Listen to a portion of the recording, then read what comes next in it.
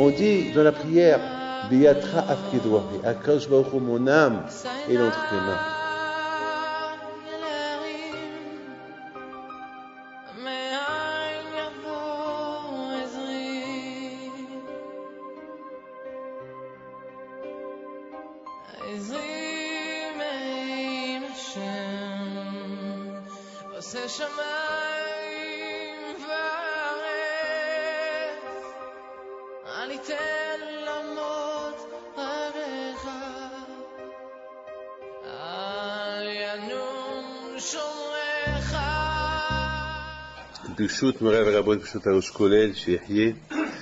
Avec la permission, votre permission, aujourd'hui on va essayer de comprendre. Il y a beaucoup d'années de la Torah qu'on ne comprend pas. Et pour les comprendre, il faut rentrer un peu dans le secret de la Torah.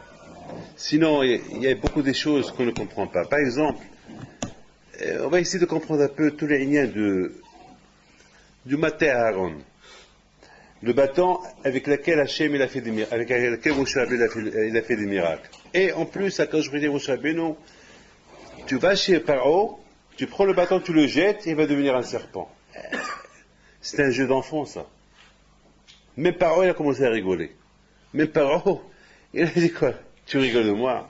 Et la Paro, il a porté les petits enfants, et il a dit aux enfants, allez, faites ce que Moshe a fait. Et les enfants, ils ont pris des bâtons, ils les ont jetés, et c'est devenu un serpent.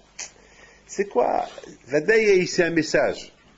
Et après le bâton, Moshe Rabbeinu, il a pris le serpent, il est devenu bâton. Et les Égyptiens aussi, ils ont fait pareil. Donc c'est un jeu. Et après le bâton de Moshe Rabbeinu, il a avalé tous les bâtons. Ah, là, on dirait que Paro, il a capté un message. Parce que, en général, les bâtons n'avalent pas d'autres bâtons. Les serpents, ils s'avalent entre eux. Mais un bâton qui avale des bâtons, ça n'existe pas.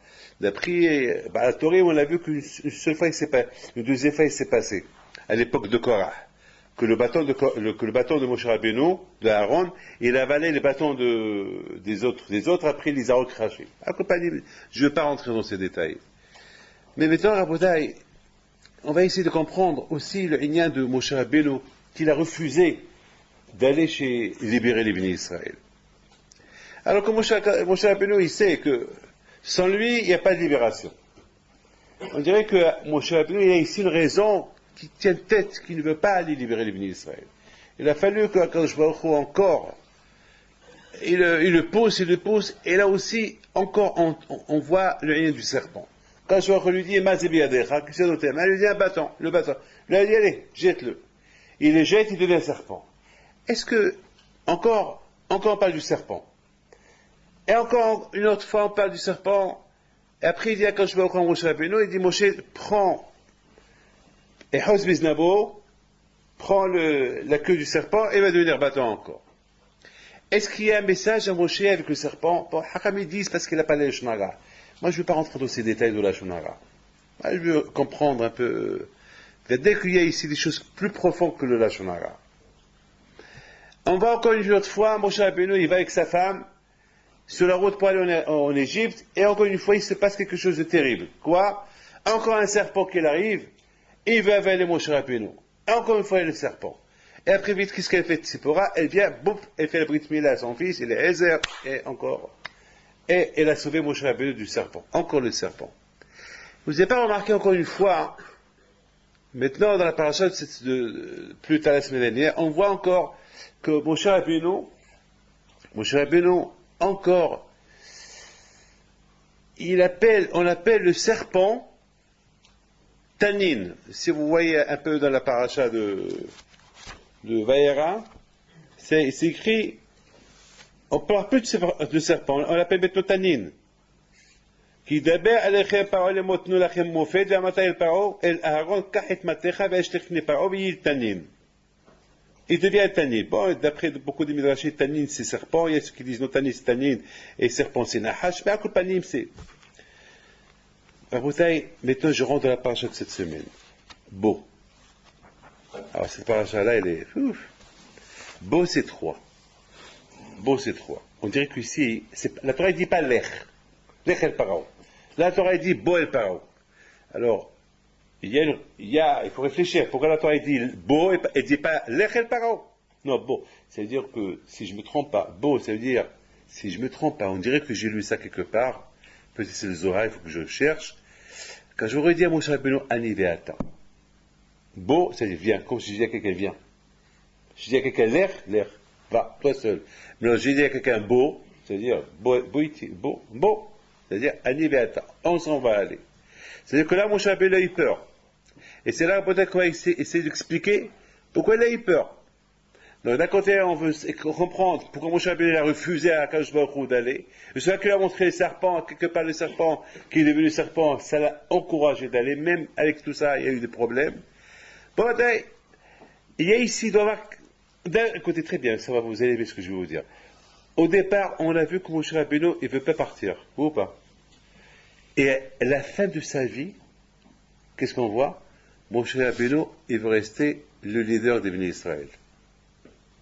On voit qu'au départ, il ne voulait pas partir et libérer les Bénis Israël, et on va aller à la fin de sa vie, on voit que B'davka Moshe Rabbeinu, il veut rester vivant, il veut être le leader, il veut faire entrer les Bénis Israël, il veut vivre.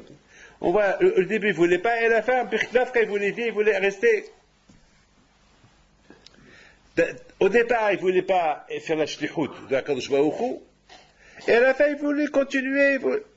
Il faut savoir, à Botaï, vous allez comprendre quelque chose d'extraordinaire dans tous ces parachutes. Vous savez, c'est des parachutes qui sont extraordinaires. Tout d'abord, à Botaï, n'oubliez pas une chose. Bo, c'est le chiffre 3. Bo, c'est Gematria 3. Ici, c'est la troisième paracha. La première, la deuxième, la troisième. La première, elle nous parle des Israël qui se sont installés en Égypte. Le départ des Shihou de Moshe Rabbeinu. La deuxième paracha, c'est du Makot. La troisième paracha, c'est la finale. La finale, c'est le tikkun de Adam Arishon. Mais écoutez très bien. Il dit l'Arizal Akadosh, Halachma Anya, de Achalo Avhatana, de Arad Mitzrayim. Écoutez bien, ne ratez pas, ça c'est par l'extraordinaire. C'est ce qu'on dit chaque année. Halachma Anya, de Achalo Avhatana. C'est quoi tout ça? Il dit Arizal Akadosh, que lorsque Adam Arishon il a fauté, tous les nitzutzot de Kedusha, ils sont tombés de lui. Rafah nitzutzot. Ils sont tombés de lui. Et où ils sont partis? La Klippa, il s'est réveillée. Dans la Kabbalah, on dit que, n'oubliez pas une chose, que la Toum'a existait déjà, mais elle était endormie, comme quelqu'un qui dort, il ronfle. C'est-à-dire que la Kedusha, c'était Adam, mais la Klippa, elle était là, elle existait, mais elle était endormie. Et quand elle s'est réveillée, lorsque Adam, il n'a pas écouté la Kadosh Baruch. Là, il s'est réveillé. Là, la Klippa, il s'est réveillé. Alors, il s'est réveillé. Maintenant, il s'est réveillé. Tout de suite, dès qu'il s'est réveillé, hop, elle a pris ces Nitzutzot, donc Dusha, qui sont tombés de Adam Rishon, et les a enterrés quelque part en Égypte. Et c'est la raison pour laquelle les Israéliens sont partis de Dafka en Égypte. Et c'est ça, la beauté de Hachem, il a dit à Abraham Abinu, Va'avadu ve'enu otam arba meot shana, 400 ans, ils vont travailler dur, pour récolter, pour récupérer ces nitzutzot de Adam Rishon. Et c'est quoi le rouge? C'est quoi la richesse? La richesse spirituelle, c'est les nitzutzot de Kedusha de Adam Rishon. Ou bien la richesse matérielle, ils ont pris de l'argent de là-bas. Écoutez bien. Qui a poussé Adam Rishon de fauter? Le Nahash. Le serpent. Ou pas? Maintenant, Adam Rishon, il y avait quoi? Il y avait tous les Neshamot de Béni Israël. D'accord? Tous les Neshamot de Béni Israël étaient Adam Rishon. Adam Rishon, en mangeant Etzadat, il s'est passé quelque chose de terrible. Maintenant, tous ces Nitzutzot de Adam Rishon, ils sont partis en Égypte. Maintenant, il faut les libérer. Et pour les libérer, il faut Am Israël qui descend en Égypte les libérer. Qui a poussé Adam et Hava à les manger? Le Nahash, le serpent. Le serpent. Donc, ce Nahash-là, et si vous calculez Nahash, c'est le même chiffre de Satan, avec le Kollel. Calculez le mot Nahash, calculez Satan, c'est le même chiffre. Avec le Kollel, c'est Nahash, avec le Gematria, et le Kollel, c'est Satan. Ça veut dire que maintenant, le Nahash, pour cela, Rabotai, je réponds ce qu'il m'a dit hier, mon beau-fils m'a dit que le Rambam, il dit qu'en Égypte, il n'y avait pas d'Ibchashfim, il n'y avait pas, et je ne vais pas rentrer dans les détails, que tout c'était pas des Harambam, il donne une autre dimension des Kishoufim de l'Égyptien là-bas en Égypte. Moi, j'explique, j'ai dit qu'il y a deux sortes de Kishouf. Il y a un Kishouf. Un Kishouf, c'est quoi un Kishouf? Vous savez, moi, je vous dis quelque chose, hein. Moi, il y a un malin, il peut être un Khashif. Un malin, maharov, un malin. Il y a beaucoup de malins, comme Bil'am. Bil'am Aracha. Pourquoi il a été malin. Donc ça veut dire, on voit que le Nahash, c'était Arum. Il avait eu de la malice. Et vous savez, quelqu'un qui est malin, vous savez, tu ne peux pas savoir comment il peut jouer sur la personne, un malin. Un malin, c'est pire que n'importe quoi. Donc à Bretagne, il faut savoir une chose, que ce Nahash-là, qui était malin, Arum, c'est lui qui est devenu un Satan. Qui est devenu un Satan. Plus tard, il est devenu un Satan. Maintenant, écoutez bien maintenant. Maintenant, en Israël, en Égypte, ils ont réparé les étincelles saintes de Adam Arishon. Super. Baruch Hashem, etc. Maintenant, qui sont réparés, il faut dire, maintenant, un message doit sortir. Maintenant, on comprend très bien pourquoi Kadosh Baruch Hu dit à Moshe Rabbeinu, c'est toi qui vas les libérer. Maintenant, Moshe Rabbeinu ne voulait pas les libérer. Alors on a posé la question, pourquoi, comment? Si tu ne les libères pas, qu'est-ce qui va se passer? Alors quoi? Ils vont rester en Égypte, il faut les libérer. Et là, Moshe Rabbeinu, il dit comme ça, il dit, moi je ne suis pas prêt à être Adam Arishon. Adam Arishon, vous savez très bien que, Am Israël, Shakul, vous prenez Moshe Rabbeinu, et Am Israël, Moshe, Shakul, Keneged, Kol Israël. Comme Adam Arishon, que toutes les choses étaient en lui. Comme Adam, ça veut dire que maintenant Moshe va devenir Adam. C'est-à-dire que Moshe Rabbeinu va devenir Adam. C'est-à-dire que maintenant Moshe Rabbeinu, il va devenir Adam. Et Moshe Rabbeinu ne voulait pas prendre cette grande responsabilité qui devient lui Adam.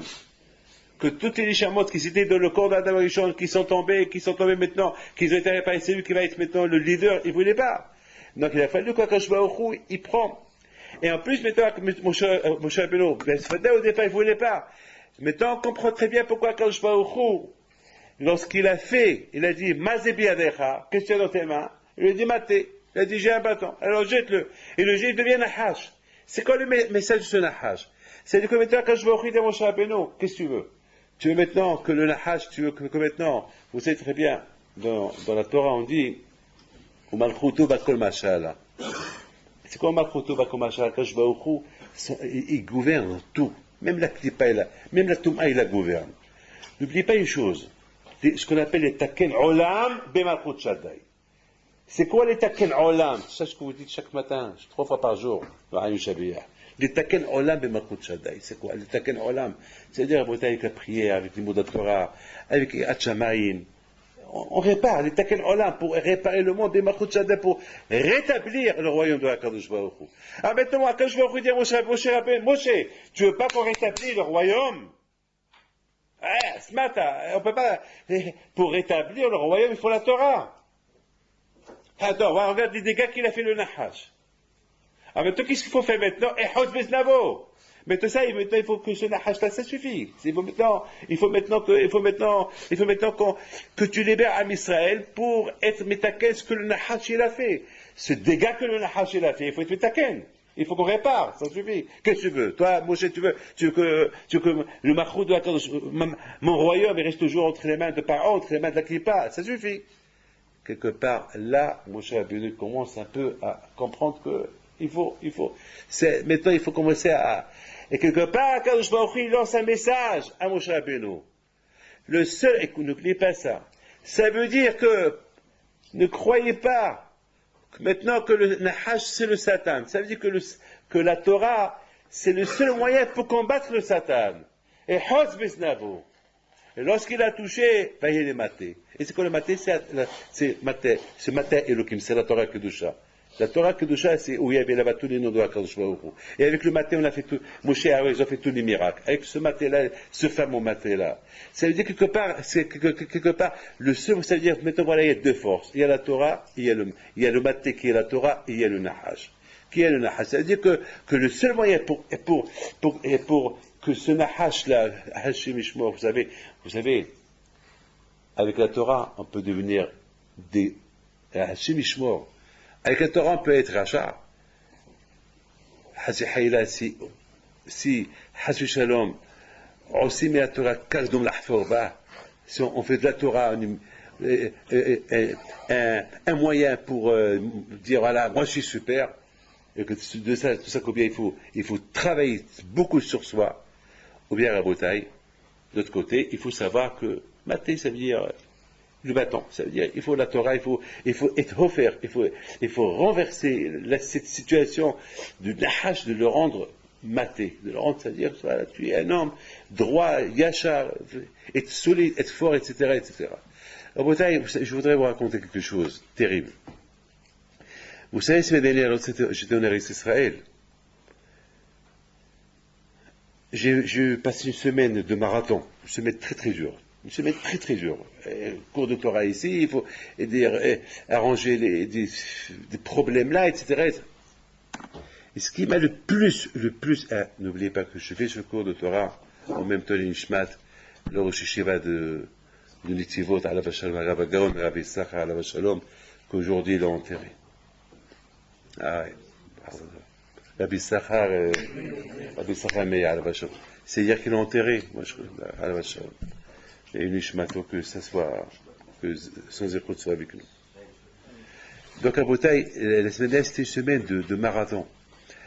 Mais de tout ce que j'ai pu voir la semaine dernière, c'est tout ce qui m'a fait un peu, ce qui m'a plus secoué, ce qui m'a le plus secoué, c'est une femme qui est décédée, une femme jeune, qui avait 45 ans. Ça m'a beaucoup,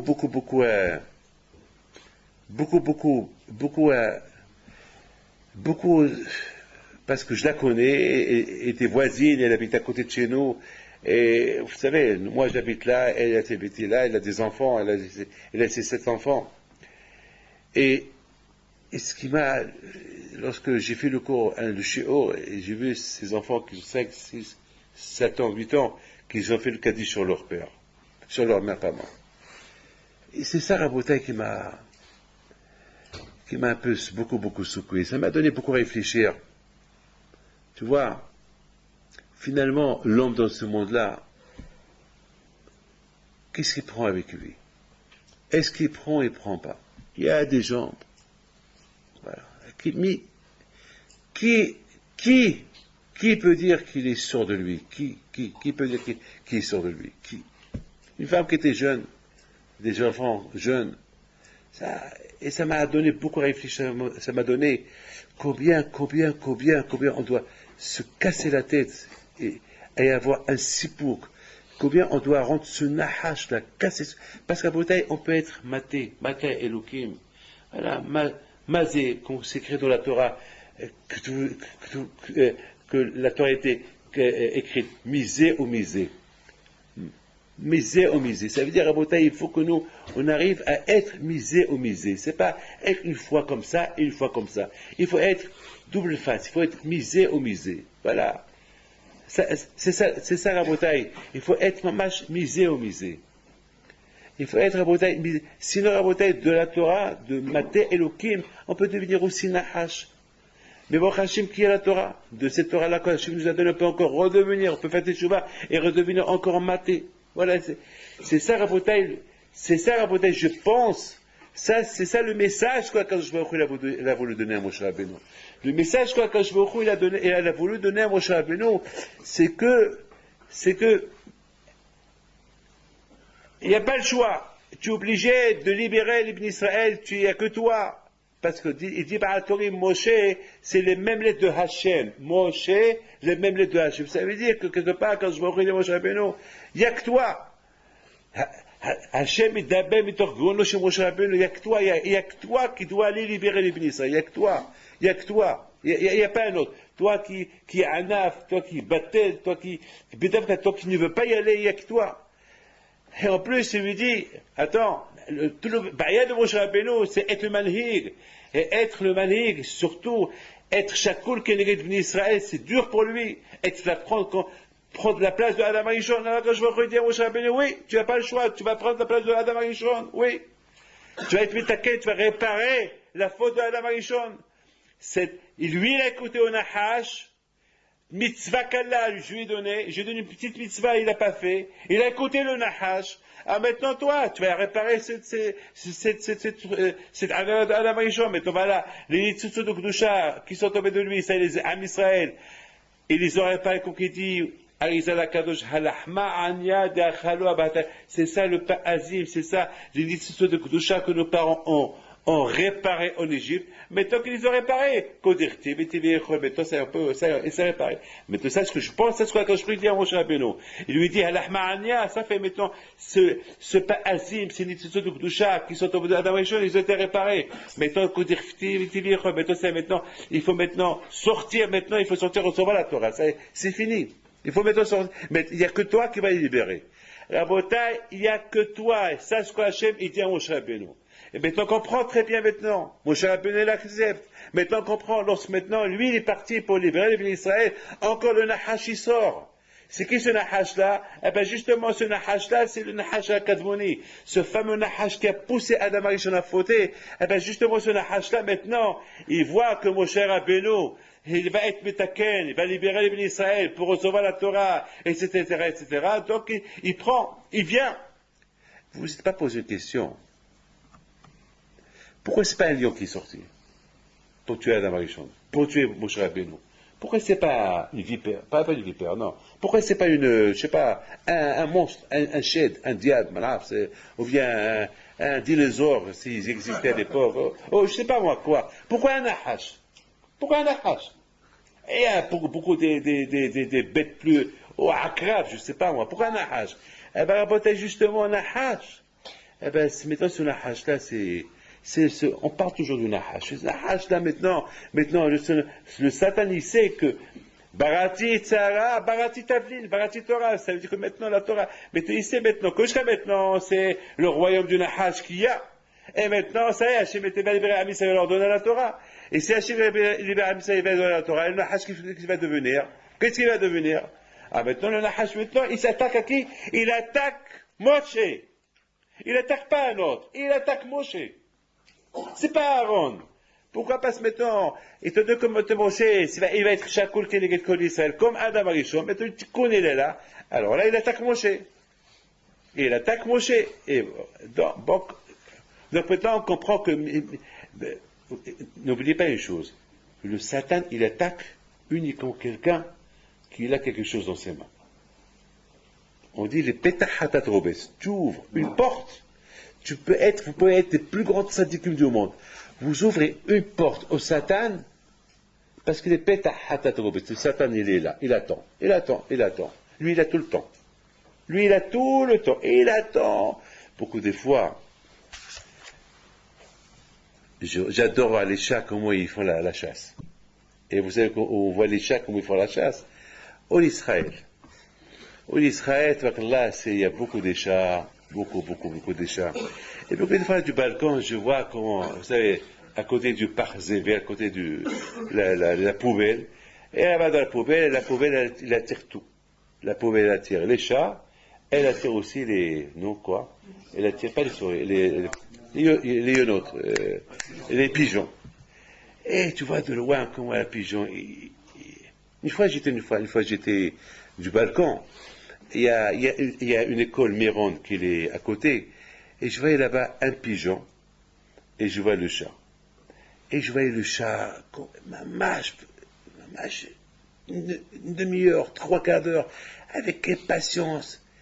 Et il avance, à petits pas, jusqu'à que le chat, il a cru qu'il a bien avancé, il bondit, il sort sur le pigeon, et hop, le pigeon, et le chat, il le regarde, Zamaka, tu m'as vu, ça va. Et encore le chat, il recommence encore. Et à un moment donné, qu'est-ce qu'il fait le chat? Il n'est pas bête, hein, il est très intelligent. Le chat, il est revenu, mais Zamak, vous savez que le chat, beaucoup de fois, le chat, il se lave avec du sable. Zamak, il faisait semblant qu'il jouait avec du sable. Mais il joue, mais en même temps qu'il joue, il se retourne, il s'approche en faisant, Zamak, on dit en arabe, Sqlaïba. Sqlaïba, ça veut dire la dégringolade. Et Zamak, comme ça, il faisait. Zamak, pour montrer aux pigeons, c'est pas toi que je cherche, j'ai pas besoin de toi, toi tu es rien du tout, tu Bechla, c'est pas un kavod pour moi de te manger. Et comme ça, il tournait. Et jusqu'à qu'il, le pigeon, il a cru dans sa tête que Bémet, le chat, il le cherche pas. Et là, le chat, il a eu. Le chat, il a sauté, le pigeon, il a sauté, il l'a bien attrapé, et il a fait sa fête. Alors, la bouteille, c'est ça, le Sahara. Le Sahara, il est harmonie. C'est pour ça, on dit, c'est pour ça, le Nahash, il tourne comme ça. Regarde, le Nahash, il marche pas droit. Le Nahash, il marche avec zigzag. C'est comme le Sahara. Le Sahara, il va pas venir chez David Pinto comme ça. Moi, il peut pas m'avoir. Mais s'il vient chez moi au zigzag, il va m'avoir. Direct, il va pas m'avoir. Il va pas me dire fume Shabbat. Il va pas me dire regarde une femme. Il est pas fou. Il sait que je vais pas le faire. Mais il va m'avoir. Il peut, en zigzagant. Et c'est pour ça qu'on dit Nahash sur le Satan. Il zigzague. Mais toi, Rabotai, vous avez bien compris. Il y a le Kouah. Barati Tzara, c'est vrai, il y a le Tzara. Mais Barati Torah, avec la Torah, on se bat avec le Tzara. Mais Rabotai, cette paracha, elle est super. Parce que cette paracha, Rabotai, il y a un grand problème. Un très grand problème. Le problème qu'il y a, je comprends Rabotai, pour Moshe Rabbeinu, le message, pour lui dire, c'est toi le réparateur de quoi? De qui? De Adam. C'est toi et Am Israël, vous allez maintenant, Adam, sa faute a été réparée, maintenant, les soupçons, ils ont été récoltés, maintenant, il faut se libérer, je vous donne la Torah, et avec la Torah, vous allez combattre Satan. Très bien. Maintenant, écoutez, la question que je vous pose. Mais pour Paro, c'est quoi le message? Il dit à Kashfra Moshe, va chez Paro, prends le bâton, et jette-le devant Paro. C'est quoi le message? C'est quoi le message pour Paro? Mais Paro, c'est le plus grand sorcier des sorciers, Paro. Mais à tel point que la Gemara, le Zohar, mais le Midrash, il dit que Paro, il a éclaté de rire. Il rigolait. Je lui ai dit, Moshe, c'est toi? Toi, tu es l'envoyé d'Hachem? Toi, tu veux libérer l'Israël? Avec ces signes-là que tu me fais, tu prends un bateau, tu le rends serpent. Toi? Elle a éclaté de rire, et rigolait. Il a appelé les petits Égyptiens, il leur a dit, mes enfants, venez, montrez à ce vieux-là ce que vous pouvez faire. Et tous les enfants, ils sont tous venus de l'école des Brachvim, et chacun est venu avec un bâton, et chacun il a regardé son bâton, et hop, est devenu serpent. C'est quoi le message? Vous savez, Rabotai, le message, il est comme ça. Parce que, pour moi, Moshe, va chez Paro, attaque, Makadam. Tout de suite. Non, et s'il n'écoute pas, s'il n'est pas impressionné avec le coup que le bateau de serpent, alors tu lui donnes tu lui montres Makadam. Vikita. Pourquoi? Qui passe Makadam? Rabotai, d'après ce que je vous dis, vous comprenez, le message, il est clair pour Paro. Très clair le message. Un message très clair. Paro, la Gemara, le Zohar, il dit, écoutez bien, Paro, c'était Rosh HaKlippa. Rosh HaKlippa. La tête, à tel point, il se comportait comme un dieu. Et quelqu'un qui dit qu'il est Dieu, c'est qu'il est Dieu. C'est qu'il croyait qu'il était Dieu, était convaincu qu'il était Dieu, il faisait des miracles. À Klippa. Par exemple, il descend au Nil, le Nil vient vers lui, et il était un grand Mechachef, à tel point qu'il a dit, Li Ori Vanias. Après, il s'est pris pour un loi, carrément. Les gens le vénéraient. Les gens vénéraient Paro. Moi, je ne veux même pas vous dire combien on parle de lui. Mais maintenant, Paro, toute sa force, elle vient de qui? À cause des Nitsuso de Gdusha qui sont en Égypte. Que lui, il est assureux. Mais maintenant, Paro, il vient Moshe vient chez Paro, il lui dit, Paro, ta fin, elle approche. Jusqu'à maintenant, ta force, c'était les Nitsuso de Gdusha que tu gouvernais. Maintenant, les Juifs, ils les ont réparés. Ces Nitsuso de Gdusha qui sont tombés à cause d'une hache, c'est fini. On les a réparés.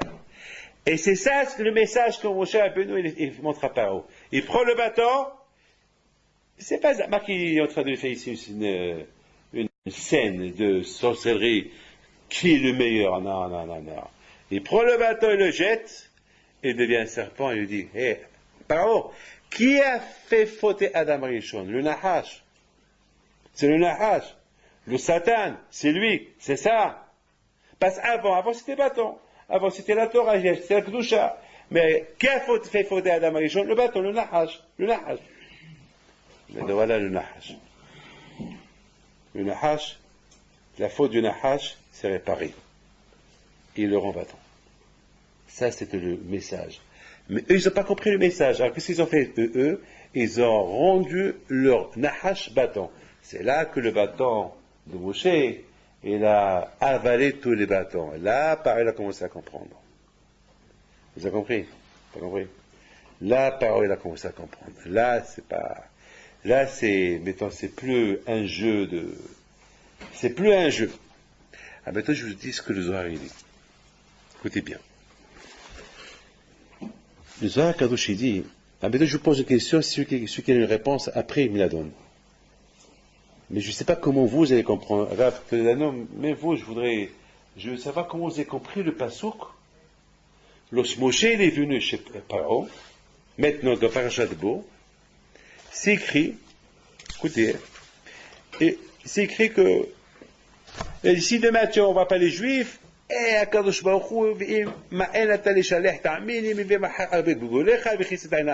va avoir les sauterelles, et après tout ce qui est resté, il n'y aura plus rien en Égypte. Le Harvé, il va tout manger. Ça va être une catastrophe. Ça va être terrible. Moshe, il sort. C'est écrit, il va y avoir des paroles, et là, al-Bataïzé, le Mukesh, par Baraka. Shlachita Anashi, Abdi Tachari, au revoir, c'est suffisant, on ne peut pas. Ils ont convaincu Paro, Vayushav, Moshe, et Aaron, el Paro. Moshe, Aaron, et Roktosh Paro, et leur dit, allez-y. Après, c'est écrit, Loken, Paro, il leur dit, pourquoi vous voulez tous partir? Partez que les grands, qui otat ne bakshim, mais laissez les jeunes. Après, c'est écrit, Vaygaresh, otam, et les Paro. Il les a jetés. Ma question à vous, qui les a jetés?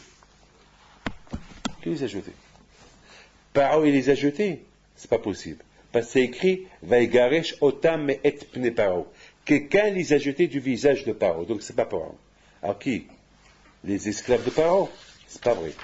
Parce que les esclaves de Paro, eux-mêmes, ils ont dit à Paro, renvoie les Juifs. Donc c'est pas les serviteurs de Paro, c'est pas les esclaves de Paro qui ont jeté Moshe Rabbeinu, et c'est pas Paro. Alors c'est qui? Parce que ici, Wallo, blackout, c'est Vaigaresh Otam. Qui c'est Otam? Qui? C'est pas Paro.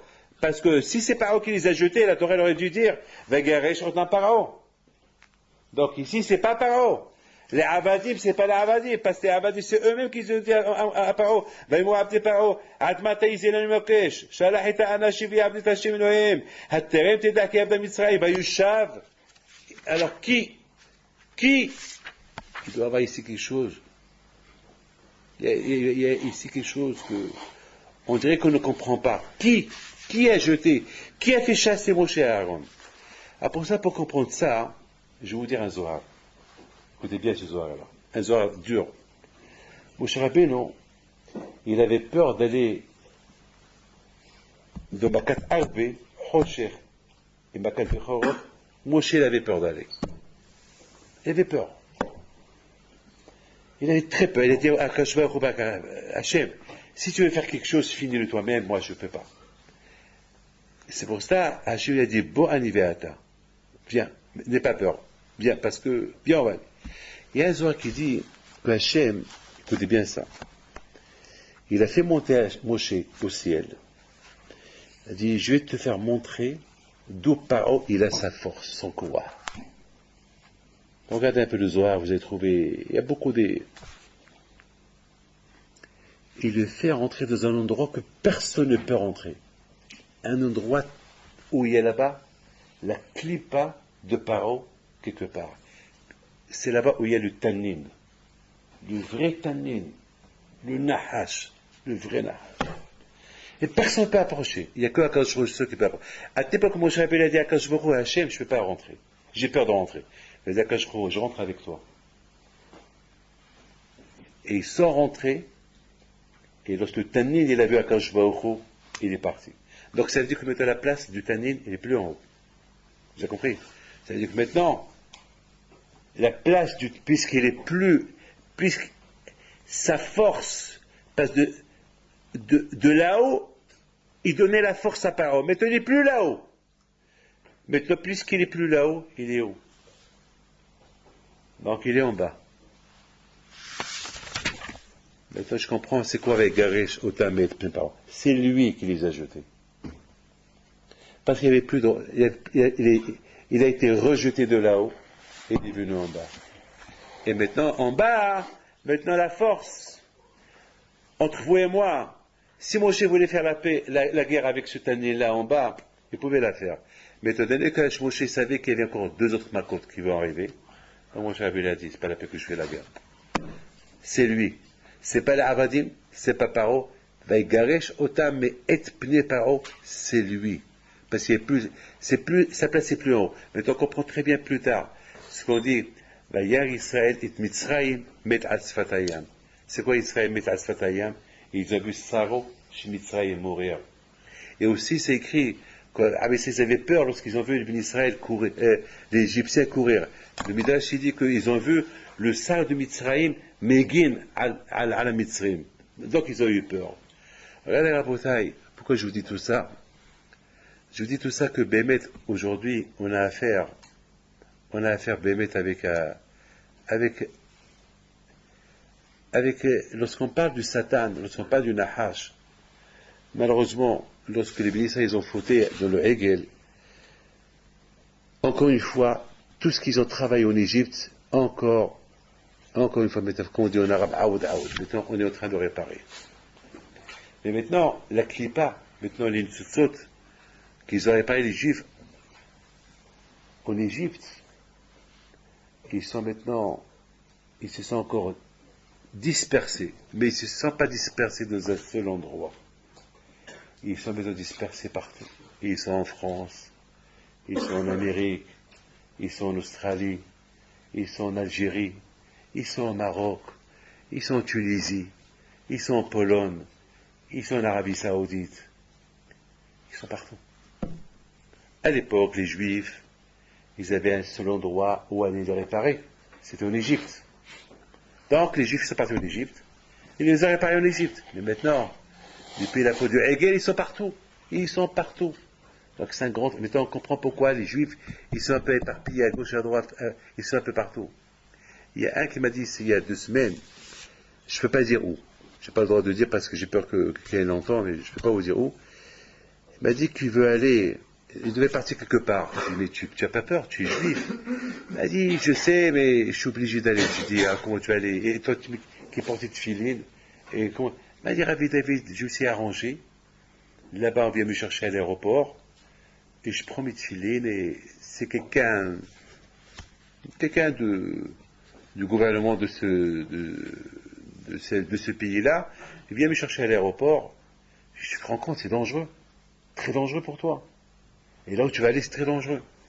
Mais tu veux pas, c'est quoi en effet, je peux pas. Elle dit, au moins, je vais aller, au moins peut-être, je vais être le premier juif qui va mettre cette filine là-bas. Je lui dis, mais c'est quoi en effet?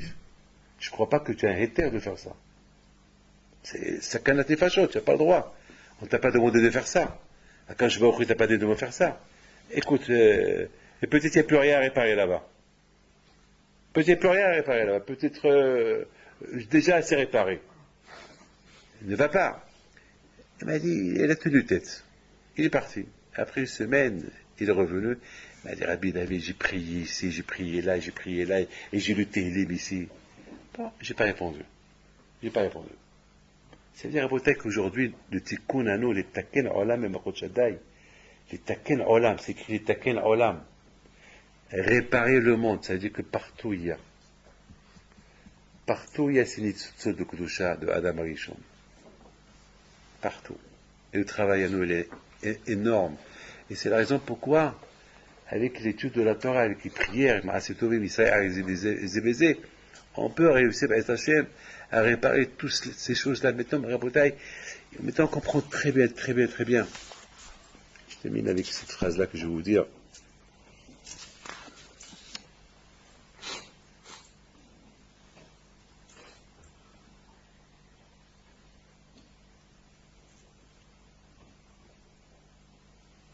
On comprend très bien une chose que je vais vous dire. Que le nahash, parfois il s'appelle tannin, il s'appelle nahash.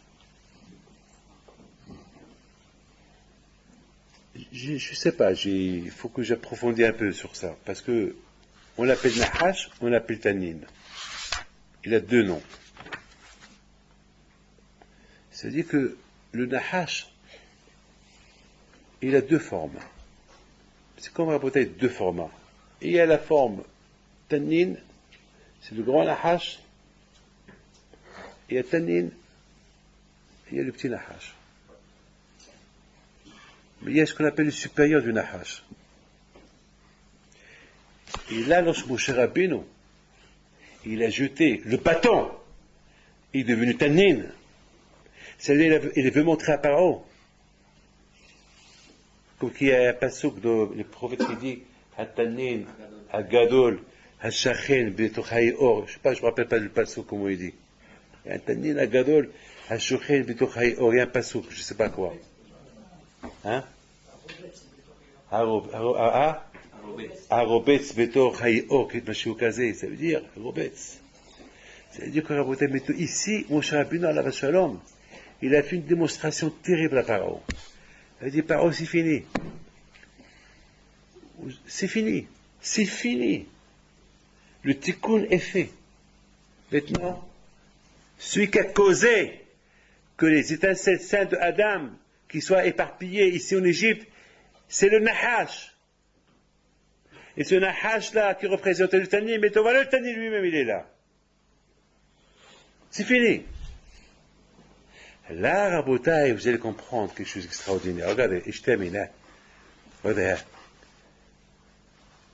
C'est super. Regardez.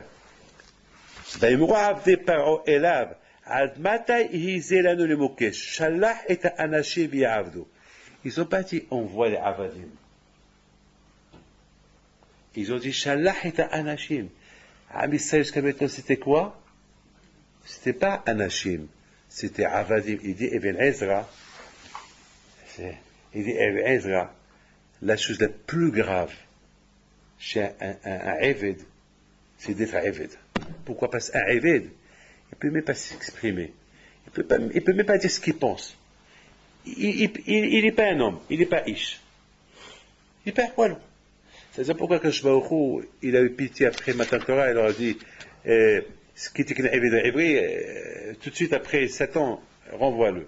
Et sur place, Ibn Ezra dit, la chose la plus grave pour un homme, c'est de se sentir esclave. Parce que chaque homme, il va être libre. Je veux dire ce que je veux, s'exprimer. Je vais le faire, je vais dormir à telle et telle heure, je vais me réveiller à telle et telle heure, je vais me marier avec cette femme, je vais la divorcer, mais un Évêque, il peut rien, un Évêque, il est à lui de Rabot, il peut rien faire. Et là, Rabota, qu'est-ce qui se passe? Là, il se passe,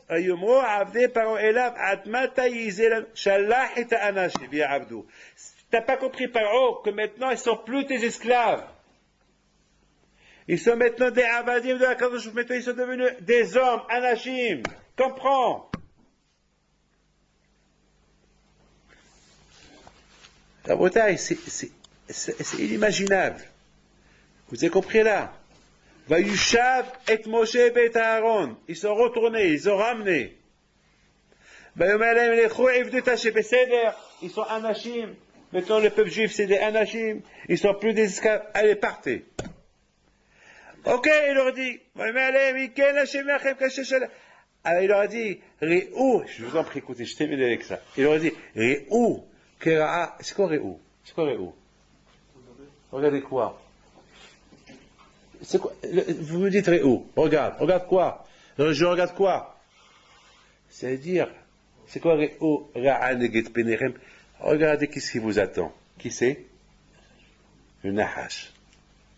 Réou! Ce Tanil qui était là-haut, qui mettons là, il est là. Regardez-le. Neget Penerem. Tout de suite, va garesh otam et il les ajoute. C'est la folie. Regardez la beauté ici, la beauté de qui on parle. Ici, on ne parle pas de n'importe quoi. Ici, on parle que mon cher Rabbeinu, il a vu le Satan en personne. Et là, ici, on a vu que Paro, quelque part, Paro, il les avertit. Il dit, oh, regardez, Kira'a neget penechem. כי אותה אתם לכו עבדית השם בסדר, כי אותה אתם מבקשים. מגרש אותם. Quelque part, ici, Paro, il a commencé à être un peu, comment on dit, on dirait que Paro, il a commencé à, mettons, à être influencé par ce qu'il est en train de voir. Il commence à faire teshuva. Il commence maintenant à voir Terem Teda qui est Adam Mitzrayim. Il commence à comprendre. Mais le Satan, Rabotai, jamais le Satan, il lève le bras. Jamais. Jamais. Lorsque le Satan, il nous voit qu'on fait teshuva, lorsque le Satan, il voit qu'on commence à être impressionné par une siha, une dracha de quelqu'un, tout de suite le Satan, il attaque. Je termine avec une petite histoire que j'ai lue hier. Très belle histoire. Elle m'a beaucoup impressionné. Et puis il faut un rave qui voulait, je crois que c'est Rav Shor, Rav Yitzhak Shor, c'est ça, qu'on l'a invité à faire le hesped. La même semaine, il avait perdu son petit-fils. Il devait faire un hesped pour un grand Rosh Hashiva. Il a refusé. Il a dit, je ne peux pas. Il a dit, comment, tu refuses à faire l'espèce de Rosh Hashiva? Comment, tu refuses? Il leur a dit, je vous en prie, laissez-moi. Vous savez comment aussi j'ai perdu, lui aussi il avait perdu son petit-fils. Il a dit, mais quel rapport? Ton petit-fils et ton petit-fils, ça c'est le Rosh Hashiva. Il a dit, j'ai peur d'une chose. J'ai peur que pendant que je fais le hesped sur le Rosh Hashiva, je vais commencer à pleurer. Et alors, je vais commencer à pleurer, les gens ils vont croire que je pleure le Rosh Hashiva. Alors que moi, il se peut que je vais dans ma tête, je vais penser à mon petit-fils, et je vais pleurer sur mon petit-fils, et les gens ils croient que je pleure pour le Rosh Hashiva. Et ça s'appelle Gezelat Gezel Da'at. Donc je préfère ne pas faire de hesped. Alors j'ai lu cette histoire, j'ai commencé à réfléchir. Combien nous, on doit faire attention sur Gzelat Ad-Da'at. Combien on doit faire attention sur... C'est pour des toutes petites choses que là, nous, on ne fait pas attention. Calvahom, mais un peu de raison, des grandes choses. Prenez l'exemple de Moshe Rabbeinu, alayhi shalom. Il n'y avait pas le choix. Il n'y a que lui. Il n'y a que lui qui doit libérer Am Israël. Il n'y a pas un autre. Mais le fait que Hachem aimait Moshe Rabbeinu, à l'image de Adam Arishon, Shakul Kenegekom Israël, comme que Adam Arishon avait tout Nishamot en lui, c'était dur pour lui d'accepter ça. Et peut-être, je vais avoir un peu de grave, et peut-être, et pourtant la Torah elle-même, elle dit, Ve'ish Moshe anav mikola adam ash'al pnei adama. La Torah, elle existe, elle dit cette phrase-là. Et malgré tout, Moshe Rabbeinu, alayhi shalom, il avait peur. Il avait peur, Moshe Rabbeinu. Il avait peur de son ombre. Il va rester Moshe Rabbeinu toujours à l'ombre. Comment Yahav? Nommé Alme Yahav. Je vais être comme mes frères, parmi mes frères, pas au-delà de mes frères, plus que mes frères. Rabotai, on est dans la semaine des Shuvavim, et que chacun de nous, Rabotai, il doit faire attention ces 6 semaines. Il nous reste encore 6 semaines de Shuvavim, parce que de l'année de Adar Vada, il y a 8 semaines. Rabotai, c'est combien chacun de nous, il doit faire attention, être mitaken, beaucoup de choses. Il ne faut pas croire qu'on est super. On n'est pas super. Il y a toujours des choses à être mitaken, il y a toujours des choses à réparer. David, je vous donne la parole de l'autre. Vous ne pouvez pas imaginer, Hachem, il faut combien de maladies. Waouh, combien de maladies. Et combien de Hachem, il faut combien, qu'est-ce qu'on entend? Et qu'est-ce qu'on entend? Rien que ce matin, ce que j'ai pu entendre hier, c'est terrible ce qu'on entend. Aucun peut dire, je suis bien, je suis en bonne santé. Rien. Aucun ne peut dire ça. Pour ça, étant donné que aucun ne peut être sûr de lui, que chacun de nous se renforce, ne pas être mébatté le zman, que chacun doit se renforcer dans ces zmanim-là, que chacun bémette, que chacun fait attention à le temps qu'Akash Baruch Hu lui a donné. Le temps qu'Akash Baruch Hu lui a donné, parce que le temps qu'Hachem nous a donné, il est remplaçable. Et on ne peut pas le remplacer. C'est un temps qu'on ne peut pas le remplacer. Un temps, on ne peut pas le remplacer. Et je m'en veux tellement que hier soir, j'étais en train de répondre une question à quelqu'un, à Rosh Shiva là où je connais d'Israël, d'Ashdod, sur un Koubé sur Horib. Et bien, après, je vous les montre. J'étais un peu contre le Koubé sur Horib. Parce que je n'ai pas compris ces études B d'Aktubot sur le lien de est-ce qu'on peut pousser quelqu'un à faire l'Abereb Honest. Est-ce que ça s'appelle le tour?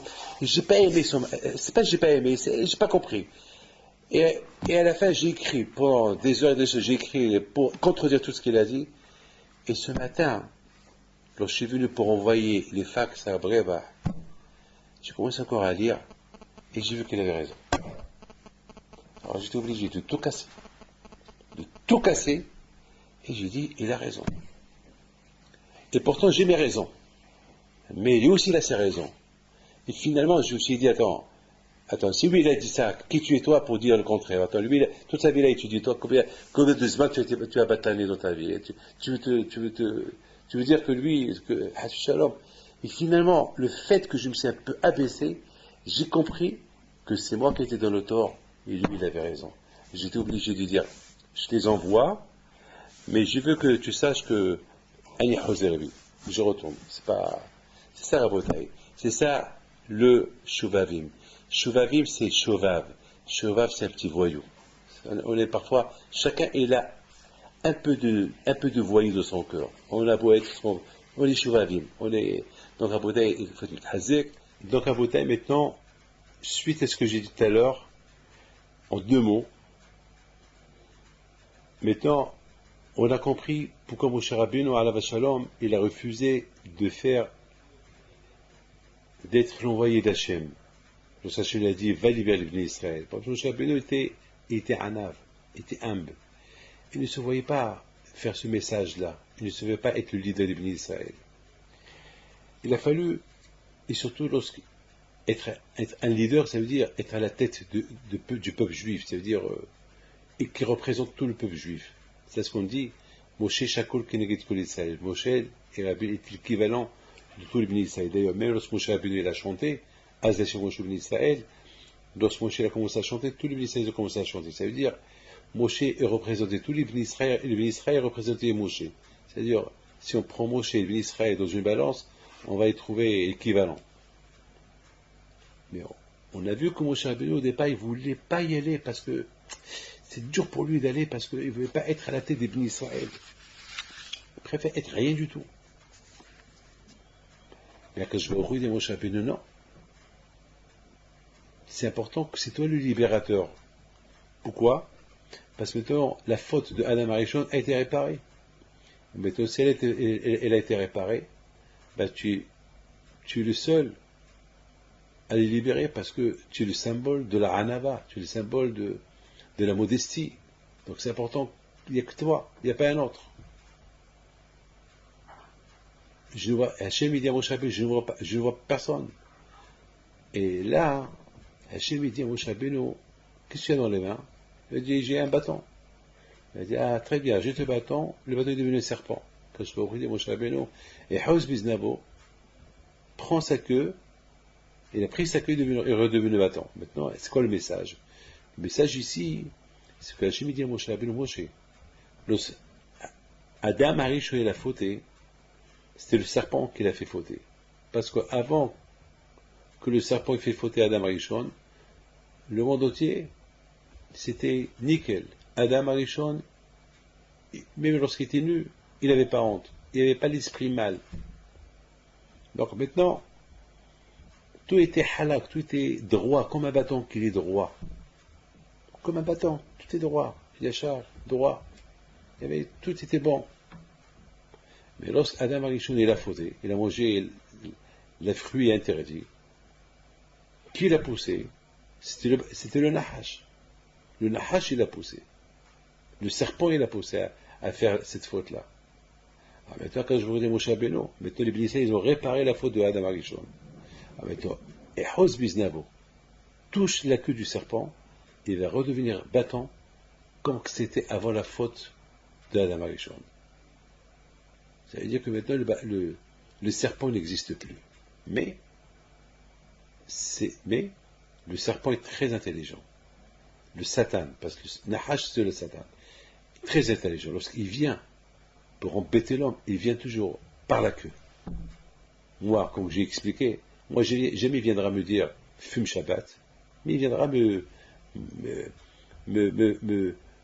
pousser à dormir tout le Shabbat, ne pas étudier, ne pas faire la prière. Voilà, le Satan est super intelligent. Maintenant, on comprend très bien pourquoi Akadosh Baruch Hu, il dit à Moshe Rabbeinu, Moshe Rabbeinu, le moment il est venu, mettons que la faute de Adam Arishon a été réparée, cette faute qu'elle a été la cause que le monde n'est plus parfait, à cause du Nahash, à cause du serpent qui a fait fauter Adam Arishon. Maintenant, toi, Moshe, tu représentes Adam avant la faute. Maintenant, grâce à toi, Moshe, tu vas pousser les Juifs maintenant à être libérés de Israël, tu vas leur enseigner la Torah, et le monde va devenir nickel, il va devenir super comme avant qu'Adam Arishon l'a fauté. Et bien, la Gemara dit que lorsque Moshe Rabbeinu, lorsque le peuple juif, ils ont reçu la Torah, il est parti de leur cœur, il n'y a plus de Sahara.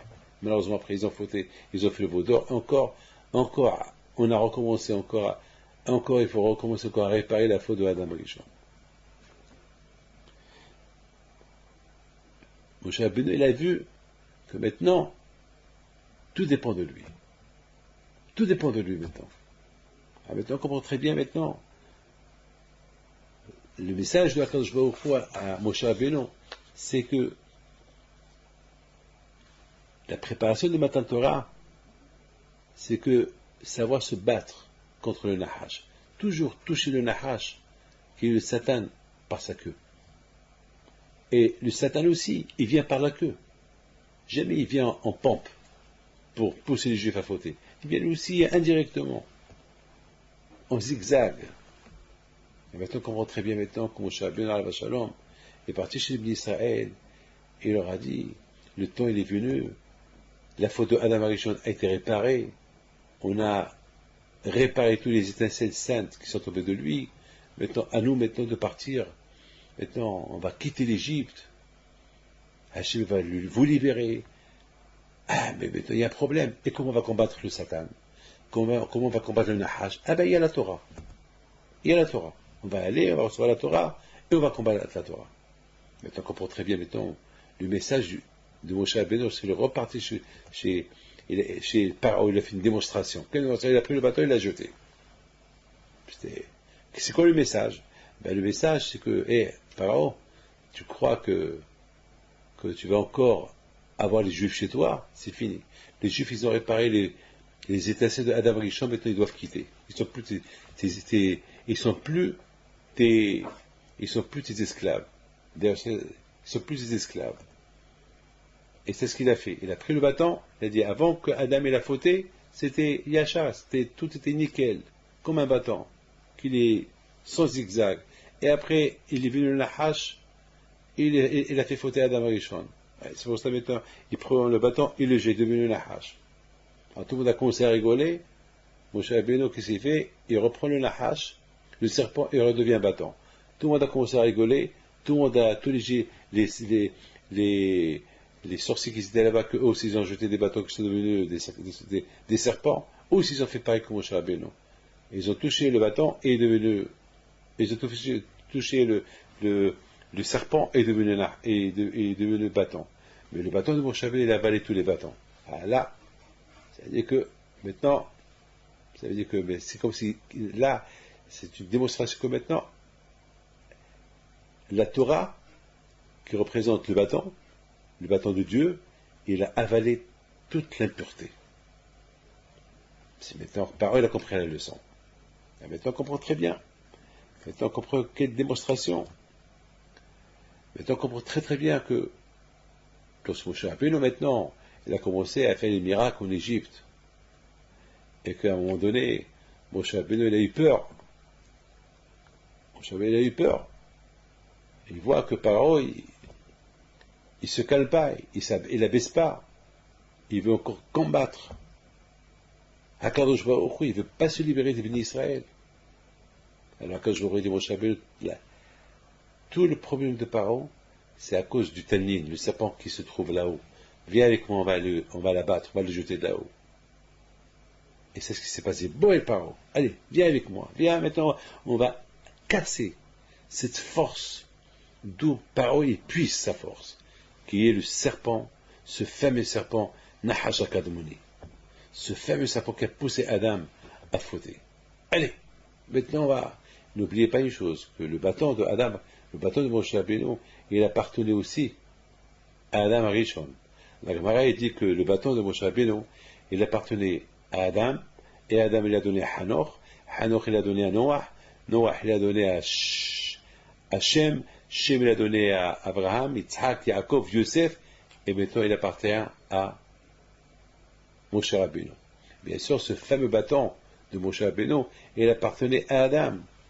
Et c'est quoi le message? Moshe dit à Paro, ce bâton que je porte, c'est ça le bâton qui portait Adam Arishon, qu'il a trouvé à Gan Eden. C'est Adam Arishon qui l'a fauté à cause du Nahash. Maintenant le Nahash, il est entre nos mains. C'est fini le Nahash, il n'y a plus de Nahash, tout est réparé. Ta force, t'as plus de force, t'es cuit. Maintenant on comprend très bien que lorsque les Égyptiens ils ont vu tout ce qui se passe en Égypte, tous les coups qu'Hachem a donnés à Paro, alors maintenant les Égyptiens ils disent à Paro, ça suffit, renvoie ces gens-là, ça suffit, renvoie-les. Tu vois pas que toute l'Égypte est détruite?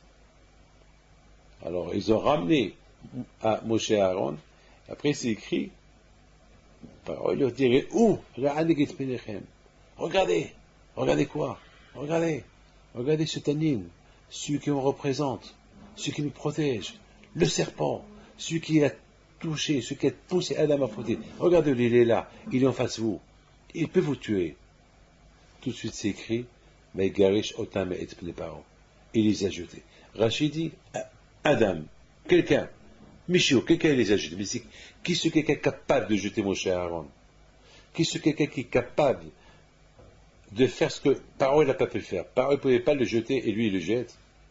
Donc ça ne peut être que le Satan en personne, le Nahash en personne. Et maintenant on comprend très bien que la dernière plaie qui est Makat Bechorot, il dit Paro à Moshe, la prochaine fois que tu viens me voir, je te tue. Comme Paro peut le tuer, parce que quand il n'est pas arrivé à tuer, il va le tuer. Ça veut dire qu'il lui dit maintenant, la prochaine fois que je te vois, parce que la prochaine fois, c'est pas avec moi que tu vas avoir affaire, c'est avec le Nahash que tu vas avoir affaire. Et comme Paro il ose parler comme ça à Moshe, parce qu'il a vu Paro que le Nahash il les a jetés. Alors il s'est dit, si il a réussi, le Nahash à jeter Moshe de chez moi, de Makat Arbe, c'est qu'il est plus fort, c'est qu'il peut le tuer. Voilà les enfants, comment en résumé la belle paracha de cette semaine. Mais n'oubliez pas une chose, le Nahash, il n'est pas mort, le Nahash de Satan, et on va le combattre. Je crois que Mashiach y vient. Que Dieu fasse qu'il y aura de bonnes nouvelles, qu'on réussira à progresser dans la Torah. Amen, amen. Que Dieu vous protège et bonne chance.